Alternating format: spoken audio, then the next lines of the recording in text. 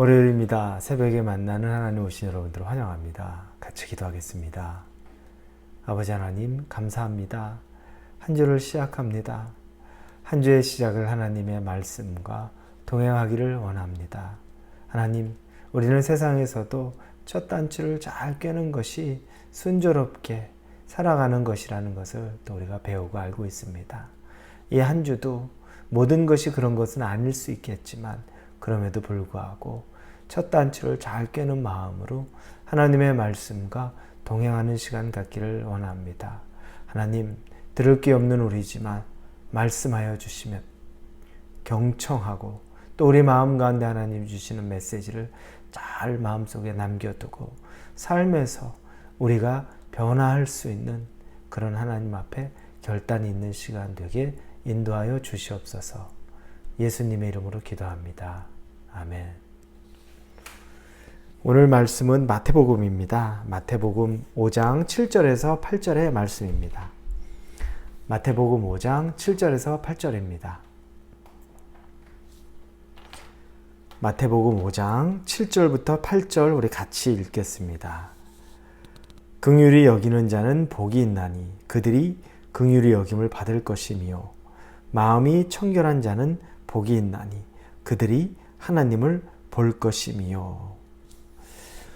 오늘은 우리 산상순의 첫 부분에 있는 팔복, 복 있는 사람 8가지 내용 중에 세 번째 시간입니다. 그래서 긍휼히 여기는 자, 마음이 청결한 자에 대해서 우리가 오늘 말씀을 살펴보려고 합니다.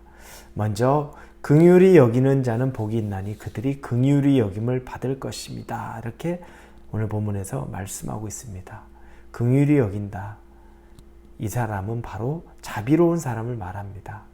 누군가에게 자비를 베푸는 것, 누군가를 불쌍히 여기는 것, 누군가를 이런 내 마음속에 돌보고자 하는 마음들, 또 사랑하는 마음들, 또 그들을 정말 우리 말 그대로 좀 긍휼한 마음으로 바라보는 사람들을 이야기하는 겁니다. 하나님은 복된 사람이라고 이들을 말합니다. 우리가 다른 사람에게 긍휼을 베푼다고 가정해 보면 또 어떤 때에 우리가 베풀었던 긍휼을 우리가 받을 수 있습니다. 그래서 오늘 본문에서도 긍휼히 여기는 자는 복이 있나니 그들이 긍휼히 여김을 받을 것이다 라고 말합니다. 우리가 어떤 사람에게 긍휼을 베풀면 그 사람도 우리에게 긍휼을 베풀 수도 있습니다. 그러나 오늘 본문이 비단 그것만을 얘기하는 건 아닙니다. 사람들은 모두가 다 연약하죠. 그래서 내가 긍휼을 많이 베풀었고 자비를 베풀었는데 사람들은 그것들을 잘 기억 못합니다. 내가 베풀었던 자비나 긍휼보다는 내가 조금 서운하게 했던 것, 그게 오히려 더 많이 남습니다. 그 잔상이 더 커서 잘해줬던 것 9가지가 있는 것보다 서운하게 했던 것 1가지가 마음에 계속 남고 그게 상처가 되었다. 또 때로는 그것 때문에 분노하는 일들도 많이 있습니다. 주변에 너무 많이 보죠. 그래서 두 사이드의 사람들을 얘기하다 보면 한 사람은 내가 자기한테 얼마나 많이 잘해줬는데 라고 얘기하고 반대편 사람은 내가 그 사람한테 얼마나 많이 상처를 받았는데 하고 서로 다른 이야기를 합니다. 자기 입장에서 할 수 있는 얘기를 하죠. 사람이기 때문에 그게 가능합니다. 그렇습니다. 내가 아무리 자비를 베풀고 긍휼을 베풀어도 그 상대방이 그걸 잊고 또 나에게 자비와 긍휼 대신에 오히려 상처받았다고 실망 주는 일들 있을 수 있습니다. 그럼 오늘 본문에서 말씀하는 건 뭘까요?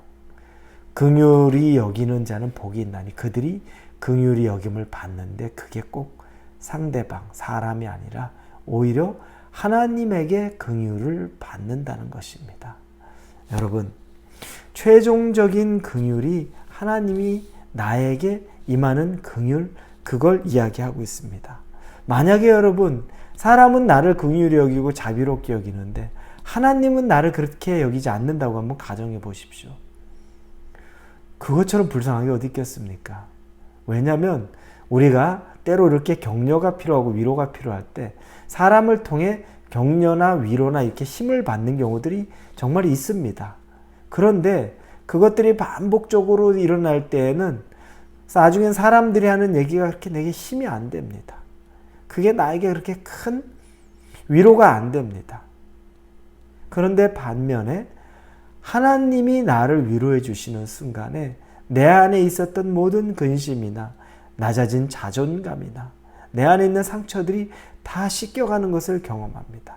사람은 나를 안 알아줘도 하나님이 나를 알아주고 하나님이 나를 이해하고 하나님이 나를 사랑하신다는 게 느껴지면 그 어떤 것보다도 완전한 치유와 회복이 일어나는 것은 우리가 인격적인 하나님을 경험한 사람이라면 누구나 알고 있는 부분입니다. 그래서 자꾸 사람 찾기보다 하나님 찾는 일들을 먼저 할 수밖에 없는 거죠. 내가 다른 사람을 긍휼히 여겨도 사람은 나를 긍휼히 여기지 않아도 하나님이 나를 긍휼히 여긴다는 겁니다. 하나님은 기억하신다는 겁니다. 여러분, 그게 여러분에게 믿음이 되고 도전이 되고 또 위로가 되고 격려가 되고 계속 그래서 여러분이 다른 사람을 사랑하고 자비롭고 긍휼 베푸는 것을 멈추지 않을 수 있는 좋은 동기가 될 수 있기를 바랍니다. 하나님이 기억하십니다.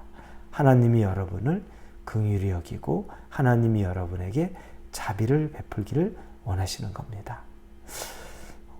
6번째로는 마음이 청결한 자는 복이 있나니 그들이 하나님을 볼 것이미요 라고 나옵니다. 마음이 청결한 자는 복이 있다고 말합니다. 세상의 사람들이 여전히 하나님을 볼 수 없기 때문에 하나님을 믿을 수 없다고 말합니다. 그러면 도대체 누구의 눈에 하나님이 보이는 걸까요? 어떤 사람의 눈에 하나님이 보여서 하나님을 믿고 하나님을 인격적으로 따르고 그분의 길을 좇으려고 하는 걸까요? 어떤 사람의 눈에 그런 것이 보일까요? 아마 그 질문에 대한 해답이 오늘 본문이 될 수 있지 않을까 생각합니다. 바로 마음이 청결한 사람이라는 겁니다. 여러분, 마음이 청결한 사람은 마음이 깨끗한 사람을 말합니다. 예수님의 사람 제자훈련 교제 가운데 있었던 예화가 하나 있습니다. 그 예화에는 한 수도원에 수도사가 있는데 그는 외모도 볼품이 없습니다. 그리고 자주 시킨 일도 깜빡깜빡하는 사람입니다. 그런데 수도원장은 그 수도사를 사랑합니다. 그래서 그 수도원에 있는 다른 수도사들이 수도원장이 그 수도사만 사랑한다고 편애한다고 불평불만을 늘어놓습니다. 그리고 수도원장에게 찾아가서 왜 저 사람만 사랑하냐고 말합니다. 항의하는 거죠. 그때 수도원장이 이 이유를 보여주겠다면 모두 모이라고 합니다.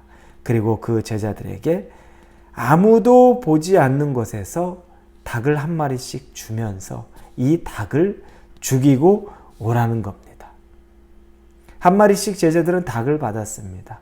아무도 보이지 않는 곳에서 이 닭을 죽이고 다시 돌아오라는 명령을 수도원장이 모든 수도사들에게 내렸습니다. 저녁이 되자 제자들 하나 둘씩 다 자기가 죽인 닭을 손에 들고 왔습니다. 그런데 수도원장이 사랑하는 그 제자는 제일 늦게 왔는데 그 손에는 여전히 살아있는 닭을 가지고 온 겁니다. 그러자 나머지 수도사들이 수군수군댑니다. 역시 저 수도사는 시키는 일도 제대로 하지도 못하고 저렇게 또 모자란 사람처럼 이렇게 왔는데 왜 수도원장은 그토록 저렇게 저 수도사만 편애하는 것인가? 본물 터지듯이 그때 다 불평이 터져 나온 거죠. 그때 수도원장이 묻습니다. 왜 제대로 내가 지시한 일을 너는 하지 않았느냐라고 묻습니다. 그러자 그 수도사가 이야기합니다. 저는 하루 종일 돌아다녔지만 아무도 안 보는 으슥한 곳이 없어서 죽이지 못했습니다. 주님은 어디서든지 저를 보고 계셨습니다. 이 얘기를 한 겁니다. 그러자 수도원장이 거기 있는 수도사들에게 말합니다. 내가 왜 이 제자를 사랑하는지 알겠느냐? 여러분, 그 제자가 세상에서 볼 때는 외모도 볼품없고 일도 똑부러지지 않지만 그는 어디서든지 하나님이 계시다는 것을 믿고 살았던 사람입니다. 그래서 아무도 없는 곳에서 닭을 죽일 수 있는 공간을 찾지 못했습니다.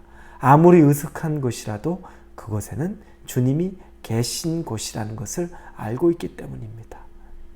그 수도사는 마음이 청결한 자인 거죠. 마음이 깨끗한 사람입니다. 그래서 그는 어느 곳에 있든지 간에 하나님을 볼 수 있었다는 겁니다. 여러분, 하나님을 보기를 원한다면 우리 마음이 깨끗해야 됩니다. 하나님 앞에 우리의 마음이 깨끗해야 합니다. 그때 비로소 하나님을 볼 수가 있습니다. 하나님을 볼 수 없는 사람들, 깨끗한 마음이 아니고 청결한 마음이 아니고 우리 안에 세상의 때가 가득 차고 세상의 육신의 정욕들이 가득 차고 욕심이 가득 차 있는 순간에 우리는 하나님을 볼 수가 없다는 겁니다.